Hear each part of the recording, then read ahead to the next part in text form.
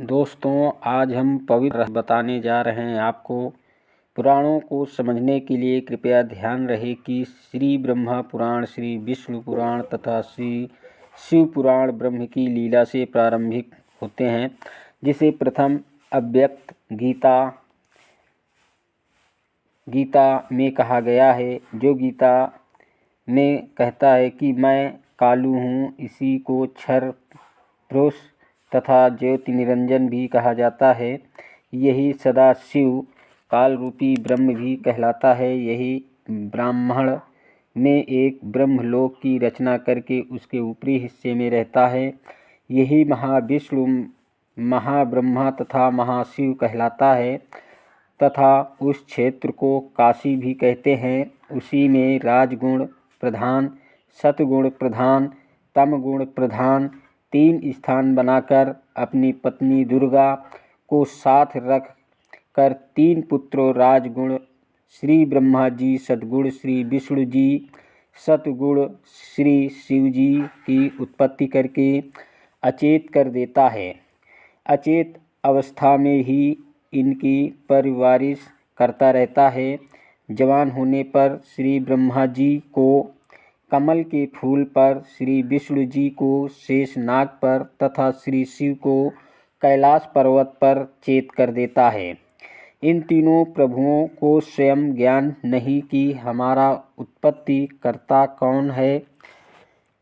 यही काल रूपी ब्रह्म ही विष्णु रूप धारण करके अपनी नाभि से कमल उत्पन्न करके उस पर श्री ब्रह्मा जी को रख कर होश में कर देता है। यही जब चाहे श्री ब्रह्मा, श्री विष्णु, श्री शिव रूप धारण करके दृष्टिगोचर होता है।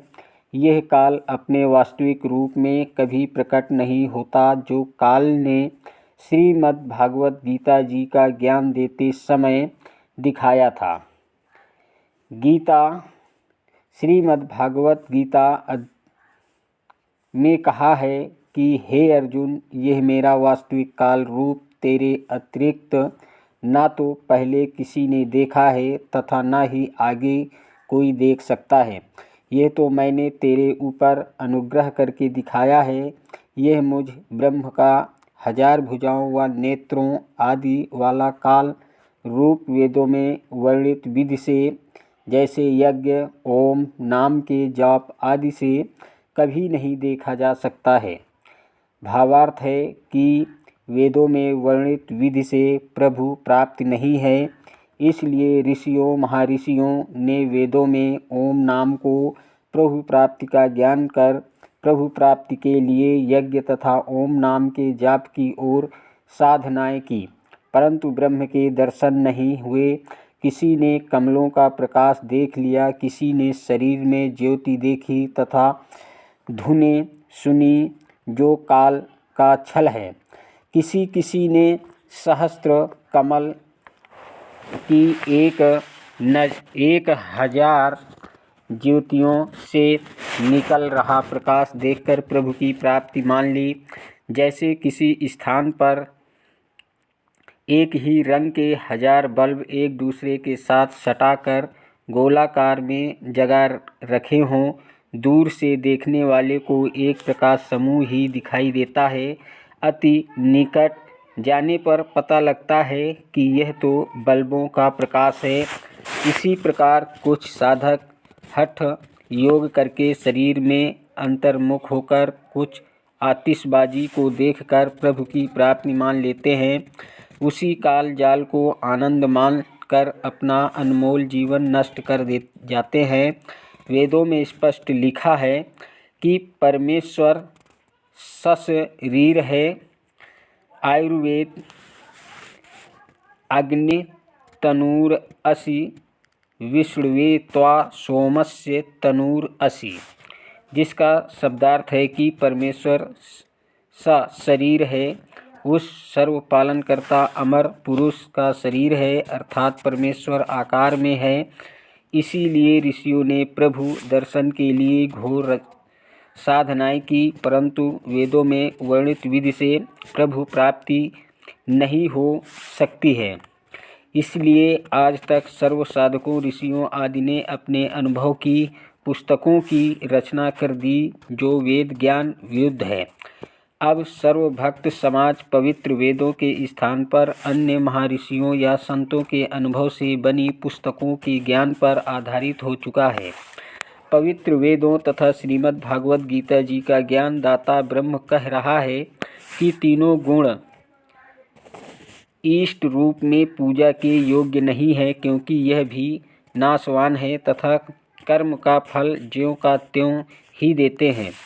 पाप क्षमा नहीं कर सकते। इनके पुजारी भक्तों को प्रारंभ में लिखे कष्ट को भोगना ही पड़ता है।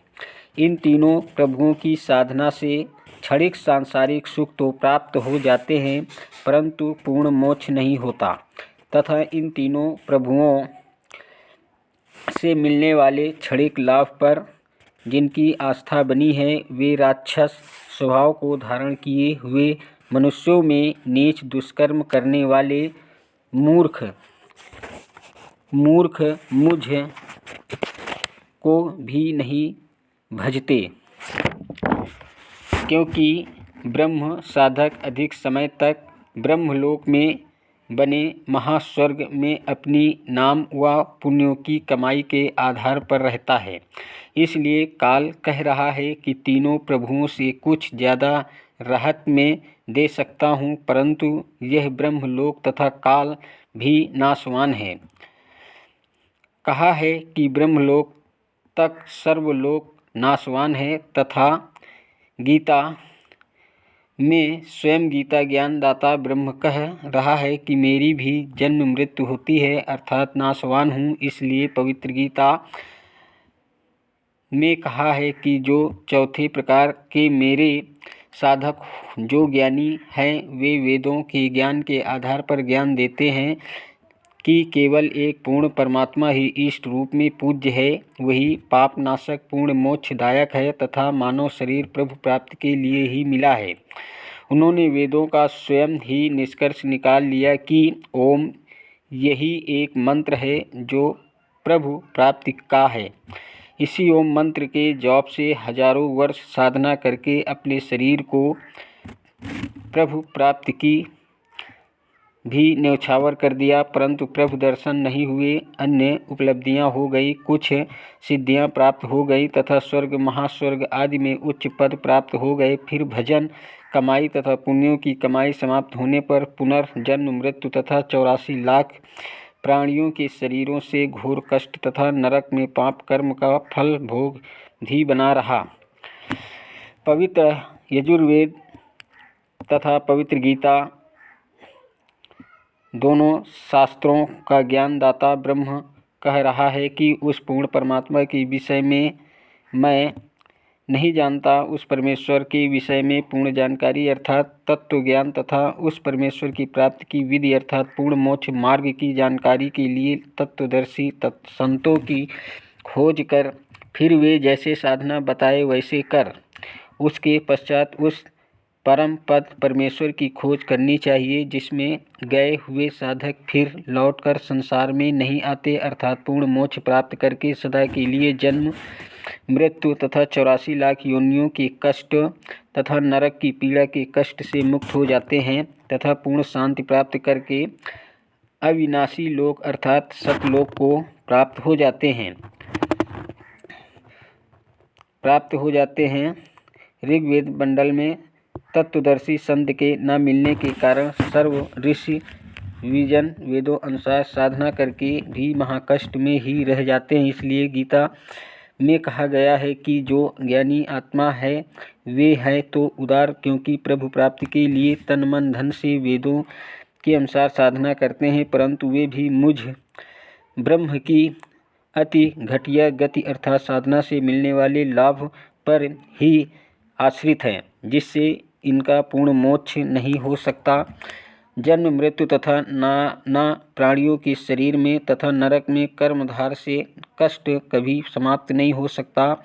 ज्योति निरंजन में ने कसम खाई है कि मैं कभी भी किसी को किसी भी साधना से अपने वास्तविक काल रूप में दर्शन नहीं दूंगा। इसलिए यही काल रूपी ब्रह्म ही अपने पुत्रों के रूप में दिखाई देकर नाना चरित्र करता है, जिस कारण से अन्य जन सोचते हैं कि यह लीला भगवान विष्णु ने की। कभी कहते हैं कि यह लीला श्री ब्रह्मा ने की, कभी कहते हैं कि यह लीला श्री शिव ने की। जैसे आम व्यक्ति कहता है कि श्री ब्रह्मा जी की उत्पत्ति श्री विष्णु जी की नाभि से कमल पर हुई, उस समय श्री विष्णु जी के रूप में काल ने अपनी नाभि से कमल प्रकट किया था। ब्रह्म पुराण में श्री लोमहर्षण ऋषि जी भी कहा जाता है। अपने गुरुदेव श्री व्यास ऋषि से सुना ज्ञान कहा है कि श्री व्यास जी ने श्री नारद जी से सुना तथा श्री नारद जी ने अपने पिता श्री ब्रह्मा जी से जानकारी प्राप्त की थी। श्री ब्रह्मा जी को स्वयं ज्ञान नहीं मैं कहाँ से उत्पन्न हुआ। इसका भावार्थ ये नहीं है कि पुराणों का ज्ञान गलत है। जो ज्ञान भी ब्रह्मा जी ने होश में आने के पश्चात कहा है वह उसी स्तर तक तो सही है, परंतु चेत होने से पूर्व का ज्ञान दंत तथा जो पूर्ण परमेश्वर ने प्रथम सतगुरु में सत सुकृत नाम से प्रकट होकर तत्वदर्शी संत रूप से तत्व ज्ञान तथा वास्तविक सृष्टि रचना का ज्ञान भी ब्रह्मा जी तथा श्री मनु जी आदि को दिया था। उन्होंने सुनकर भी सुना कर दिया था। तत्पश्चात जब श्री ब्रह्मा जी से इसी के वंशज पूछने लगे तो उस सुने सुनाए ज्ञान के आधार से कुछ मिलावट करके पूर्व का ज्ञान कहा है, जिस कारण कोई पुराण निर्णायक ज्ञान युक्त नहीं है। किसी पुराण के आधार से सिद्ध होता है कि श्री ब्रह्मा विष्णु जी की उत्पत्ति श्री ब्रह्मा जी से हुई। किसी पुराण से सिद्ध होता है कि श्री ब्रह्मा जी की उत्पत्ति श्री विष्णु जी से हुई, आदि आदि। इसी कारण सभी ऋषिजन तथा श्री ब्रह्मा विष्णु तथा शिव जी भी संशय में ही हैं। दोस्तों, यह वीडियो आपको कैसा लगा? दोस्तों, अगर वीडियो पसंद आया हो तो लाइक और शेयर कीजिएगा और चैनल सब्सक्राइब कर लीजिएगा और बेल आइकन दबाना मत भूलिएगा, ताकि सभी प्रकार की नोटिफिकेशन आपको मिलती रहे। थैंक यू दोस्तों, मेरा यूट्यूब वीडियो देखने का आप सभी को।